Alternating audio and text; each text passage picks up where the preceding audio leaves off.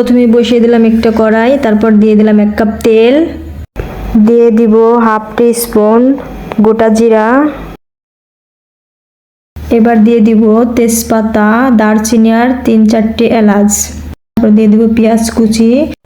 Measurement কাপের 1.5 cup, আমি 1.5 KG মাংস নিয়েছি, তাই আমি 1.5 কাপ পেঁয়াজ নিয়েছি। আপনারা যদি 1 কেজি মাংস নেন তাহলে 1 কাপ পেঁয়াজ নেবেন।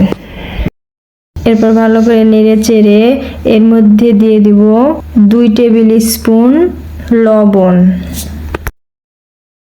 পেঁয়াজটা হালকা ব্রাউন কালার হয়ে আসলে দিয়ে দিব রসুন কুচি 1/3 কাপ।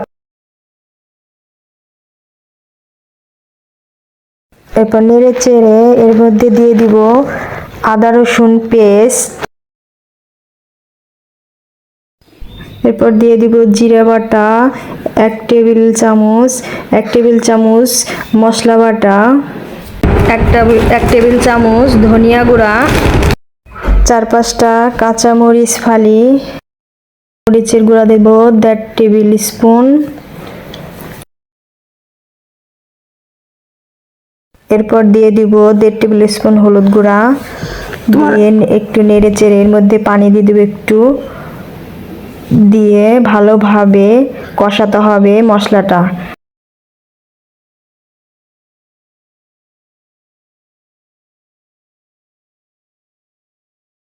তেলটা ভেসে উঠলে এর মধ্যে দিয়ে দিব মাংস। এরপর মাংসটা ভালোভাবে কষিয়ে নিতে হবে।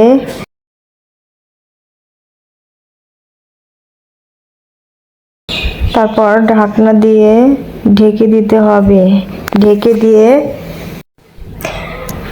ঢাকনাটা খুলে আবার একটু মাংসটাকে ভালোভাবে নাড়া দিয়ে দিতে হবে যাতে তলায় ধরে না যায়। এরকম ভাবে কিছুক্ষণ নাড়াচাড়া করতে হবে। হওয়ার পরে আবার ঢাকনা দিয়ে ঢেকে দিবেন। ঢেকে দিয়ে আবার 1 মিনিট পর আবার ঢাকনাটা খুলে আবার নাড়াচাড়া করে দিবেন। এবার পানি দিয়ে দিব 1 লিটার। 1 লিটার পানি দিয়ে তারপর নাড়াচাড়া করে ঢাকনা দিয়ে ঢেকে দিব।